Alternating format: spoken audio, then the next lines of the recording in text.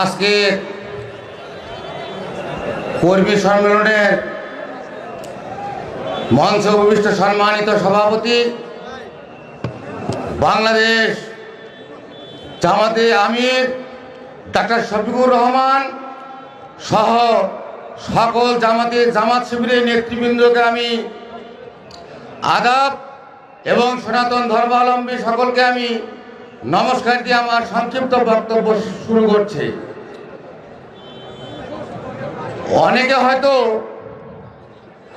মন্তব্য করছেন যে হঠাৎ করে আমি গাইবান্ধা জেলায় সনাতন ধর্মাবলম্বী এখানে এসেছি বক্তব্য দেওয়ার জন্য, হয়তো আশ্চর্য বোধ করতেছেন।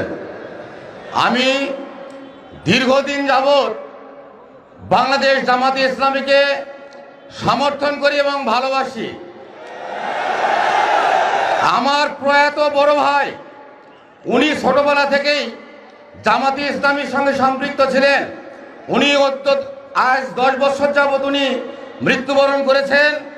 তার পরবর্তী হালটা আমি ধরে আছি এই জামাতে ইসলামীকে।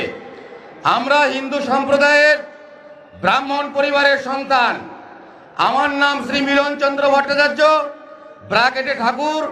আমি গাইবান্ধা জেলা পলাশবাড়ী উপজেলার 4 নং বরিশাল ইউনিয়নের বাসুদেবপুর সার্বজনীন দুর্গা মন্দিরের বর্তমান কর্তব্যরত পুরোহিত। এবং সাগাটা ফুলছড়ি উপজেলা যারা এসেছেন, আমি 2008 সাল থেকে 11 সালের 11ই নভেম্বর পর্যন্ত ভরতখালী কালী মন্দিরের পুরোহিত ছিলাম। আমি দীর্ঘদিন রাজনীতির সঙ্গে আমি জড়িত।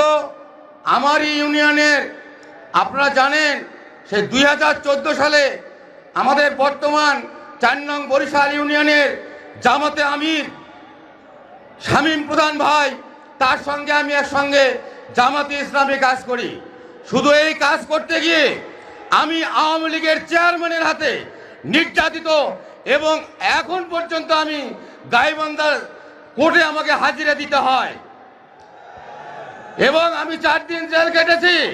এটাই আমার পরিচয়। এখন আজকে আমি কেন জামাতে ইসলামীকে ভালোবাসি এটা তো আপনাদের শোনা দরকার। আমি একটি জিনিস জানি যে আমরা হইলাম ধর্মযাজক। যাদের মধ্যে ধর্ম জ্ঞান বিবেক বুদ্ধি আছে তারা কখনোই অন্যায় অবিচারে যেতে পারে না। এই জন্যই আমি ধর্মীয় সংগঠনকে প্রাধান্য দিয়ে আমার বংশধরকে আগামীতে এই ধর্মপরায়ণ জামাতে ইসলামীকে সমর্থন করার জন্য আমি বারংবার আহ্বান করে যাই। আমি গাইবান্ধা জেলার সনাতন ধর্মাবলম্বী সকল হিন্দু সম্প্রদায়কে জাগ্রত হওয়ার জন্য আহ্বান করছি। ইতিপূর্বে আপনারা যে একটা ইতস্তত ভোট করতেন, হয়তোবা জামাতে ইসলামীতে আপনারা ভোট দিতে চাইতেন, দলে যাইতে চাইতেন, কিন্তু অনেকে বিশ্বাস করতো না যে এরা সবাই আওয়ামী লীগ। কিন্তু আজ কিন্তু সেই দিন আর নেই। আওয়ামী লীগ 1971 সালের পর থেকে আমাদেরকে শুধু নির্যাতনে ব্যবহার করেছে, কিন্তু কোনো হিন্দু কিন্তু আওয়ামী লীগের কাছে থেকে কিছু পায় নাই। এই আওয়ামী লীগ আমাদের ঘরে বন্দুক ফুটাইয়া তারা এই দেশের অর্থ লুট করে বাইরে নিয়ে গেছে। আর আমরা হিন্দু সনাতন ধর্মাবলম্বী যারা, তারা আছি একদম নির্যাতিত অবস্থায়। আপনারা জানেন, আমি হিন্দু সনাতন ধর্মাবলম্বীকে অবগত করতে চাই, এতই যদি আমাদের হিন্দু সম্প্রদায়কে আওয়ামী লীগ ভালোবেসে থাকে, এই 2014 থেকে 17 সাল পর্যন্ত 1/2 শতাধিক মন্দিরের পুরোহিতকে হত্যা করা হয়েছে। আপনারা কয়জন পুরোহিতের বিচার চেয়েছেন? কয়জন পুরোহিতের বিচার পেয়েছেন? আর আজকে এই ইসকন সদস্য চিন্ময় প্রভুকে নিয়ে আপনারা লাফালাফি করতেছেন। এই চিন্ময় প্রভু ইসকন সদস্য যারা আমাদের হিন্দুদের মধ্যে বিভেদ সৃষ্টি করেছে।